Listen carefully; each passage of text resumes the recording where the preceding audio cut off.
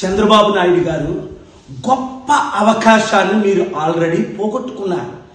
June 5నే మీరు India కూటమి ప్రధానమంత్రిగా ప్రమాణం చేసినా లేదా మోదీ గారిని deputy prime minister, home minister, finance minister, foreign minister ఏదైనా అడిగితే మీకు ఇచ్చారా?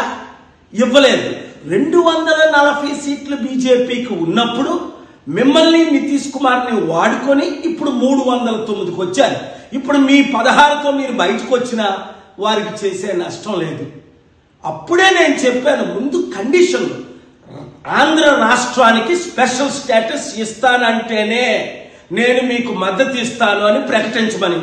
మీరు అవకాశాన్ని పోగొట్టుకున్నారు. స్టీల్ ప్లాంట్ని అమ్మను అని అనౌన్స్ చేస్తేనే మీరు మద్దతు ఇస్తానని చెప్పమన్నాను. మోదీ గారు ఇచ్చిన 10 వాగ్దానాల్లో ఒక్కటి కూడా నెరవేర్చలేదు.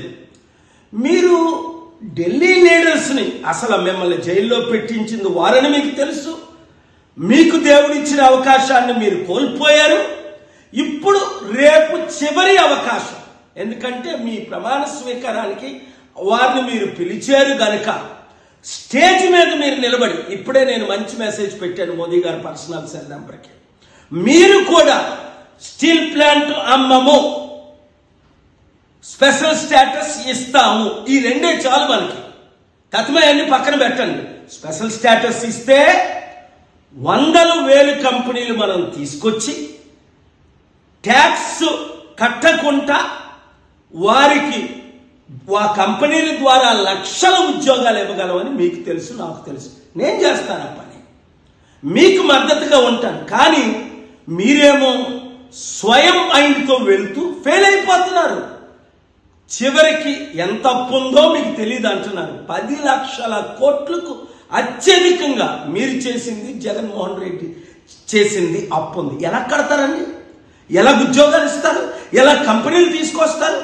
ఇంత మంచి అవకాశాన్ని పోగొట్టుకుంటే 94 గుర్తించుకోండి, 2004 మీరు దేశ నాయకులు ఎలాగైనా అవ్వాలి. నేను ఇచ్చిన సలహాలన్నీ అప్పుడు మీరు ఫాలో అయ్యారు. ఇప్పుడు నా సలహా తీసుకోవడానికి ఇష్టం లేదు సరికదా? మీ బాలకృష్ణ అల్లుడిని గెలిపించడానికి నన్ను కూడా 6 లక్షల ఓట్లు నావి ఈవీఎం ట్యాంపరింగ్ చేసి ఇంత శత్రువుగా నన్ను ఎందుకు చూస్తున్నారు? ఇన్ని సంవత్సరాలు, 30 సంవత్సరాలు మీకు బ్లెస్సింగ్స్ ఇచ్చినందుక, సపోర్ట్ ఇచ్చినందుక, ఆశీస్సులు ఇచ్చిన, ఇప్పుడు కూడా మిమ్మల్ని నేను క్షమించి మీకు అండగా నిలబడి దేశంతో ప్రపంచాంతో పోరాడి రాష్ట్ర అభివృద్ధి కొరకు నేను సిద్ధంగా ఉన్నాను. మీరు సిద్ధంగా లేరు కదా? ఆలోచించండి, దైవ నిర్ణయాలు తీసుకోండి.